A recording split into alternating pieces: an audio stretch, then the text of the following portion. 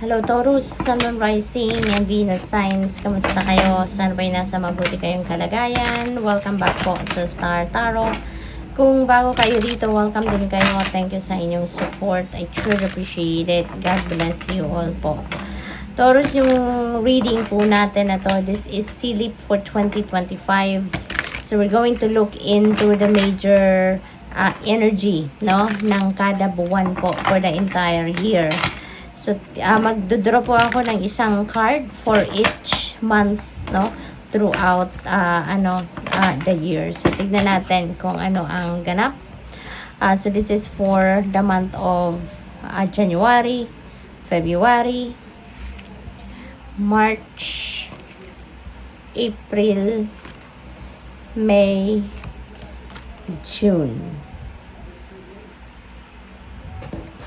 Ayan. So, for the other half of the year, July, August, September, October, November, December. Okay. So, for January, Taurus, napakaganda. January, first month of the year. Tapos, this is also A. So, this is number 1. No, nag-coincide sila, diba? So, napakaganda. This is Ace of Cups. This is divine blessing. No? Maraming biyaya ang paparating sa inyo. Pagbungad pa lang sa inyo ng 2025. There's a lot of blessings coming your way. At ang mga blessings na to ay kung ano yung kailangan ninyo. Kung ano ang kailangan ninyo that will be sent to you. At it's gonna come in abundance. Hindi lang yan para sakto lang sa inyo, but that is more than enough para sa iyo. More than enough para sa pamilya mo, no? At marami yan para makatulong ka rin sa iba. You will be blessed, no, with what you need, and so that you can also you can also use your blessings to bless other people, Taurus. So, napakaganda, napakasaya. You will be super happy dito, no? Overflowing of joy din ang mararamdaman ninyo riyan. At marami kayong sisimulang bago dito. Iba't ibang chapter, no? Dito sa buhay ninyo ang maaaring sisimulan ninyo. What else? We have 7 of Cups. Pagdating ng February, hindi natatapos ang blessings. Meron din mga opportunities pa na paparating. More opportunities coming your way. No? Kaya kailangan din ninyo rito na mag-focus kayo, mag-isip kayo, no? Magmuni-muni kayo before you jump into an opportunity rito, no? Kasi maaring merong mga deceiving dito, no? Na opportunity na maaring ma-encounter kayo. So you may need to do your own research, no? At saka importante, makinig kayo sa inyong intuition. Consult your intuition, Taurus. Kasi in times of confusion, 'di ba? Mahalaga na magsangguni kayo sa inyong intuition para nang sa gayon maituro sa inyo yung best option, yung best path para sa iyo. Pagdating ng March, may conflict, no? Maaring meron conflict. Maaring yung opportunity na to could be promotion, or maaring yung opportunity could be a new position sa trabaho, 'di ba? Maaring ganon. At maaring meron ditong rivalry. Maaring merong competition. Maaring marami din na nag-i-interest dyan sa opportunity na yan. Kaya maaring magkaroon ka dito ng kompetensya. Maaring magkaroon ka dito ng encounter with other people. 'Di ba? With other applicants. Maaring ganon. So may bangayan, no? May bangayan, may hindi pagkakaintindihan. You will not be on the same page with someone around that time. Pagdating ng April, merong desisyon kayong gagawin, ano? That is an important decision making na gagawin. Kasi maaring mas maraming opportunities dito ang dadating sa inyo around April, no? Mas maraming oportunidad ang dadating at yan ay maaring they're all equally good. Kaya siguro mahihirapan kayong magdesisyon dito. Maaari din na magta-travel kayo dito, Taurus, around that time. Siguro may mga travel, may naka-schedule kayong bakasyon or expansion, 'di ba? For whatever reason, magta-travel kayo around that time. Okay? Maaari din na mayroon ditong partnership kayo na papasukin, ano? Iba't ibang klaseng partnership depende sa inyong sitwasyon. Pagdating ng May, this is a time for introspection, no? Parang titigil muna kayo. Titigil ang lahat. Maybe you're going to take a pause. Or this is the universe's way, no? Of, making you realize na kailangan mo munang tumigil, magpahinga. Kasi maaaring merong mga blockages or delays dito sa mga ginagawa ninyo. Kaya mapipilitan talaga kayo na tumigil, no? Mapipilitan kayo na huminto sa kung ano man ang mga ginagawa ninyo.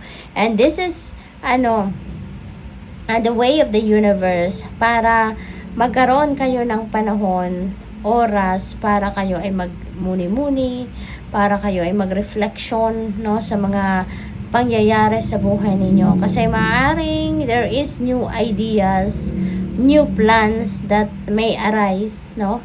At maaari yun ang dapat ninyong pagtuunan ng pansin instead doon sa kung ano yung current ninyong ginagawa, no?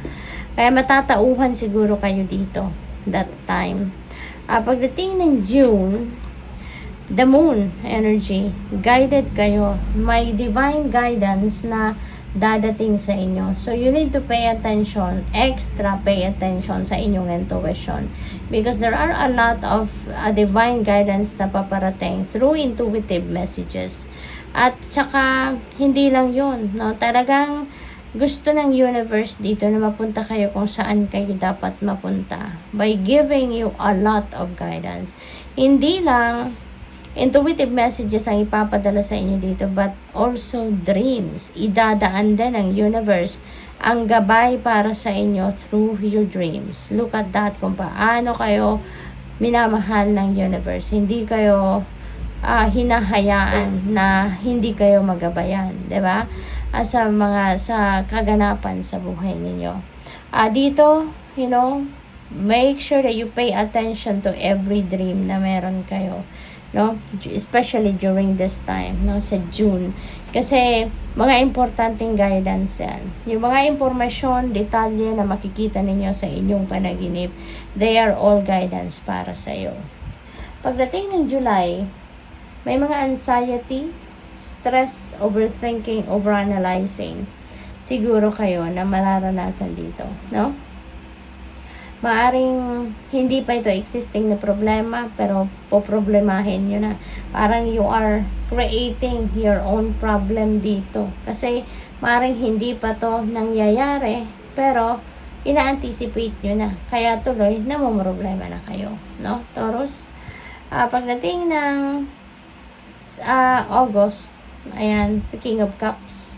So, maybe you're going to embody the energy of King of Cups, which is very sensitive, very intuitive, kalmado lang, friendly, very compassionate, matulungin, loving, generous, yung ganon. So, maaaring ganon kayo, no, by this time.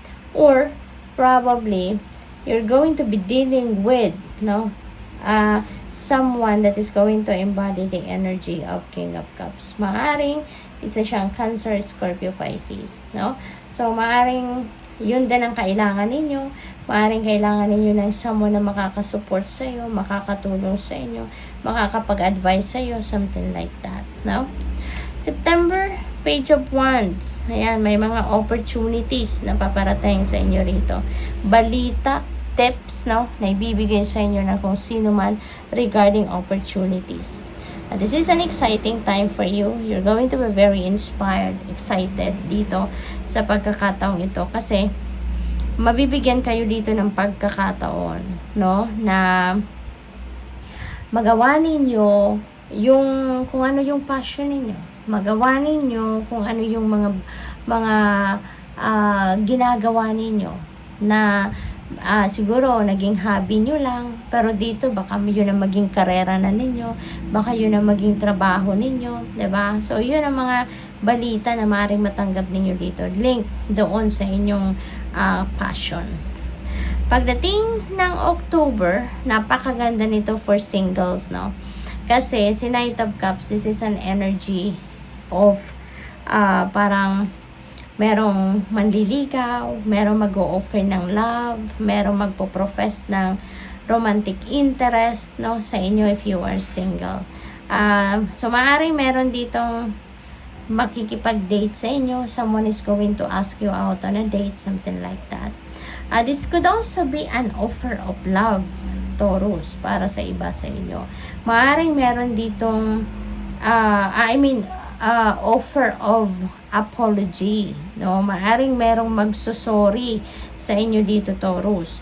Baka kung meron nagkaroon ng pagkakamali sa inyo, may shortcomings sa inyo, may kasalanan sa inyo.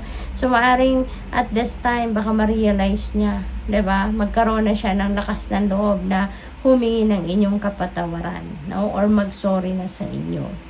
So, pagpasok ng November, High Priestess, hindi pa rin natatapos ang guidance sa iyo, Taurus. See how blessed you are, 'di ba? Kasi laging may gabay sa inyo. Laging may guidance ang Panginoon para sa inyo. Hindi kayo pinapabayaan, no? Kaya it's all up to you na lang talaga, Taurus, kung paano ninyo mapapakinggan or mapipick up yung mga messages na ito para sa inyo. Yung mga gabay nito para sa inyo ng Divine Universe.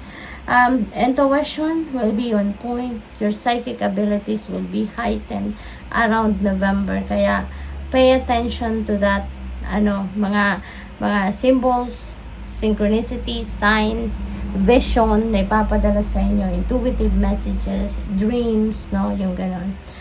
There could be also a secret that is coming to light, no, at this time. Maaring sikreto ninyo ito na ipapaalam nyo na sa iba, or sikreto ito ng ibang tao na maaring maichismis sa inyo. So, maaring ganun ang ganap. For December, wow, napakaganda kasi this is a happy time, no? This is a time for happiness. This is a time for falling in love. So, siguro marami sa inyo rito yung singles, ano? Kaya, meron tayong offer of love. Tapos dito, baka papasok na kayo sa love and romantic relationship.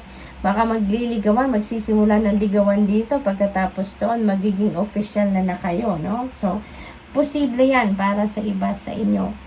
This is also a time for a wish fulfillment. So, maraming mga wishes siguro kayo dito na magka-come to fruition. So, napakagandang regalo, di ba? Para sa inyo ng Divine Universe yan. No? By December, makakamit nyo na yung gusto ninyo, makukuha nyo na yung gusto ninyo. Kaya, your heart is going to expand dito. You are going to be feeling joyful. Nagsimula kayo na overflowing of joy ang mararamdaman ninyo. Magtatapos din ang taon na ganun din, no? In high spirits pa rin kayo. Because you are super blessed talaga, Taurus. So, good luck. Thank you for watching. Love and light. Namaste.